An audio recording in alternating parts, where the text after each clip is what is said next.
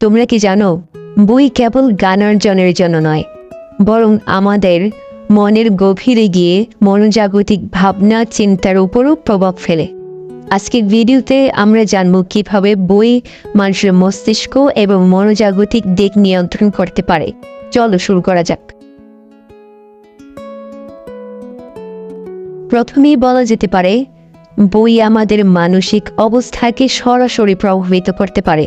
একটি গল্পের বই পড়ার সময়ে আমরা প্রায়ই চরিত্রগুলোর সাথে সংযুক্ত হতে থাকি। তাদের সুখ, দুঃখ, উত্তেজনা সবকিছু যেন আমাদের নিজের মতোই মনে হয়। এটি আমাদের ইমোশনাল ইন্টেলিজেন্স বা আবেগী বুদ্ধিমত্তাকে বাড়ায় এবং বাস্তব জীবনে আমাদের সম্পর্কের গুণগত মান উন্নত করে। বই আমাদের নতুন ধারণা এবং দৃষ্টিভঙ্গি প্রদান করে, যা আমাদের চিন্তার গভীরতা বাড়ায়। একটি ভালো বই পড়ার সময় আমরা নিজেকে চিন্তার এক নতুন জগৎ নিয়ে যেতে পারি। এটি আমাদের সমালোচনামূলক চিন্তা করার ক্ষমতা বাড়ায়, যা আমাদের বাস্তব জীবনের জটিল সমস্যার সমাধান করতে সহায়ক হয়। বই পড়া কেবল বাস্তবতা নয়, আমাদের কল্পনা শক্তিকেও বিকাশ করে।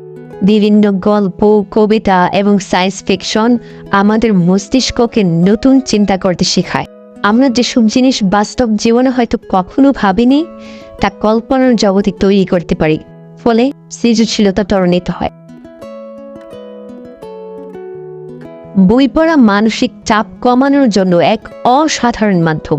গবেষণা বলে, বই পড়া আমাদের মানসিক চাপকে 68% পর্যন্ত কমাতে পারে, কারণ এটি আমাদের মনকে অন্য চিন্তা থেকে সরিয়ে একটি অন্যরকম দুনিয়ায় নিয়ে যায়, যেখানে আমরা নিজেকে কিছুক্ষণের জন্য হারিয়ে যেতে পারি। যখন আমরা নতুন কিছু শিখি, তা আমাদের আত্মবিশ্বাসকে বাড়িয়ে তোলে।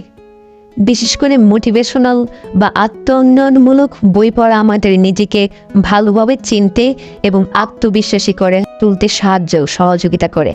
এই ধরনের বই আমাদের প্রেরণা যোগায় এবং জীবনের যে কোনো চ্যালেঞ্জ মোকাবেলায় আমাদেরকে প্রস্তুত করে তোলে।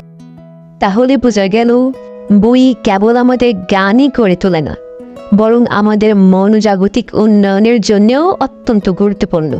তুমি কি ধরনের বই পড়তে পছন্দ করো, আমাদেরকে জানাতে পারো। আর যদি ভিডিও ভালো লাগে, তাহলে অবশ্যই আমাদের পাশে থাকতে ভুল করবে না। ধন্যবাদ। আবার নতুন একটি ভিডিও নিয়ে দেখা হবে।